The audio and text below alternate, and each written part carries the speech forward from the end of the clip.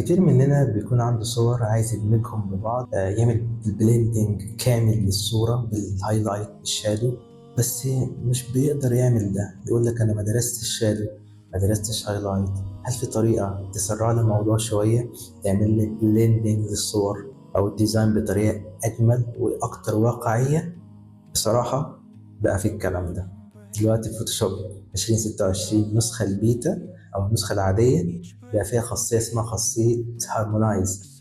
يعني ممكن أجيب صورة لاير على لاير، يدمج لي إضاءاتهم زي بعض، يخليهم كأنهم صورة واحدة. ده اللي هنقوله النهاردة حلقة الهارمونايز لايرز.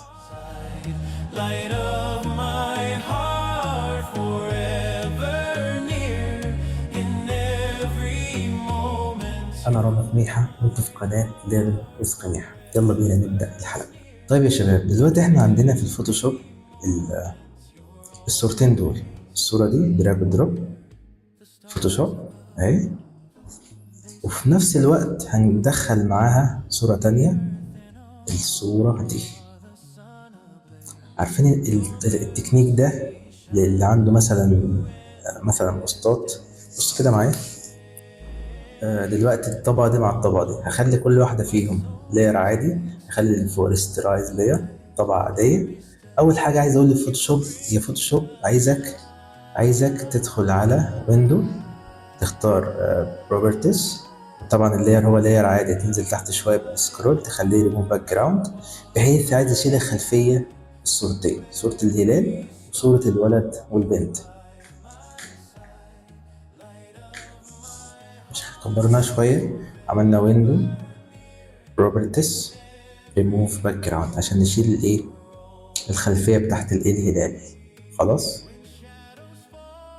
لما شال الخلفية فتحنا اللاير بتاع الولد والبنت اهو. برضو هنطفي عين اللاير اللي فوق ونعلم على ده، برضو ويندو بروبرتيز ريموف باك جراوند. ليه؟ عايز كل حاجة بي ان جي شفافة، عشان هركب ده على ده وهدمج الوانهم بالهارمونايز. برضو بقت شفافة. على فكرة قص الحديث بقى تحفة جدا بجد يعني. فهعمل ايه بقى؟ هخلي دي مثلا صغيرة كنترول تي شوية، صغيرة شوية، وافتح عين الهلال كده واخليها كده، اخلي الولد والبنت في المكان ده كده، كنترول تي صغيرة شوية كمان الطريقة دي. ممكن اعمل روتيت بسيط بالطرف كده بالزاوية بحيث يبقى شكلهم كده. طبعا عندي كده ايه، جزء من حجاب البنت طلع بره الهلال. عندي اصلا ماسك اوريدي لللاير. امسك فرشة حادة كليك يمين اخليها هاردنس 100، حجمها يكون كبير شوية زي كده.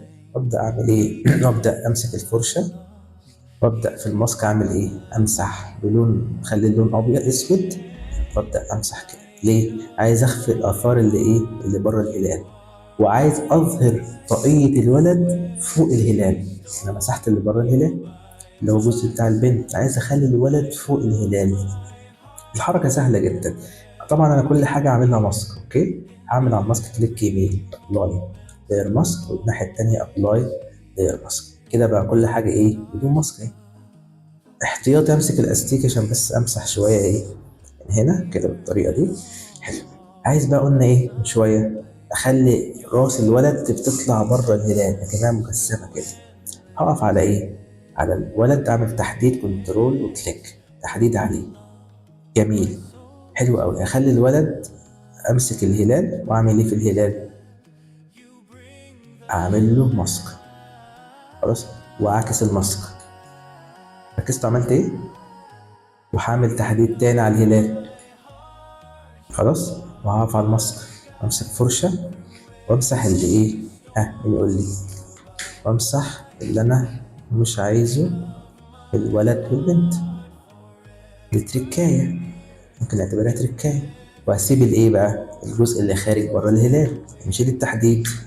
انتوا الفكرة عاملة ازاي؟ هعمل لاير اخير سوليد كلر، اخلي لونه من درجات الايه، بس خليه تحت الولد والبنت سوليد.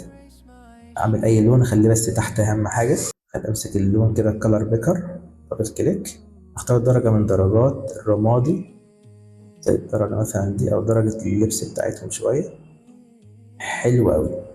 اللي فات ده كله قادرين نعمله كلنا في فوتوشوب، مش حاجة صعبة. ماسك ولاير ماسك وكليبنج ماسك، ونمسح ونضيفه كده. اللي مش عارف الجزئية دي هشرحها في فيديو منفصل ان شاء الله، حتة ان انا ايه ازاي طلعت الولد فوق الماسك، والماسك ليه بالابيض بيعمل كذا والاسود بيعمل كذا، حاجات اللي هي هواي دي هشرحها لكم بعد كده ان شاء الله. خلينا النهارده في الحتة دي بقى. الصورة بقت كده، برضو الوان دي غير الوان دي، صح كده؟ بس الوان مش مدموجة.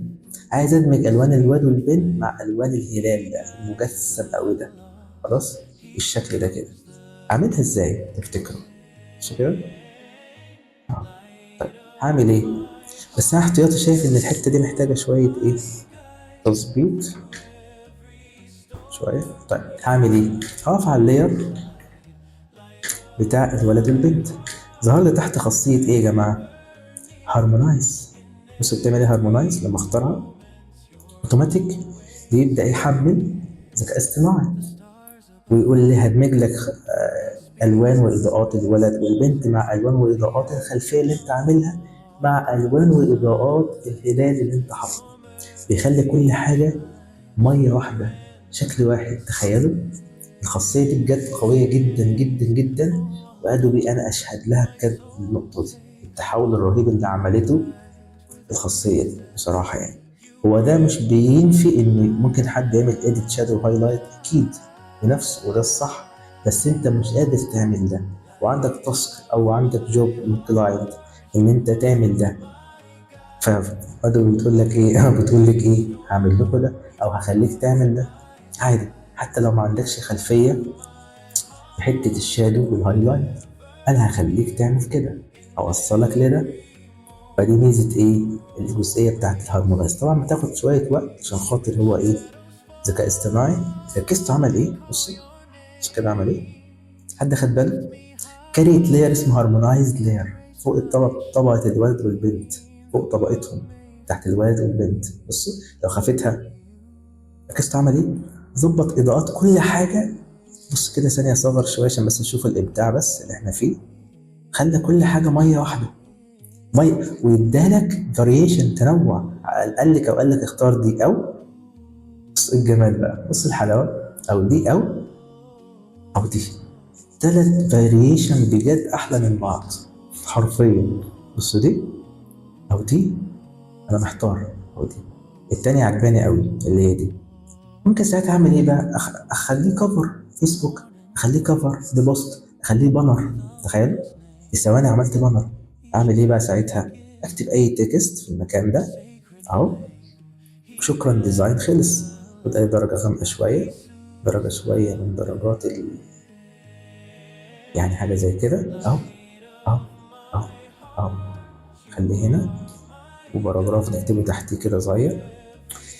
الابداع في ادوبي مش بيقف خالص يا شباب، مش بيقف حرفيا. خلي مثلا ده من درجات الايه كده، خليه مثلا مش بولد، خليه عادي ريجولار، نصغره شويه ونقلل الكلام شويه. بجد انا فاتح ادوبي، فاتحه نفسي قوي على الديزاين الفتره الاخيره، فاتحه نفسي جدا على الديزاين والله العظيم، زي ما بقول لكم كده بجد يعني.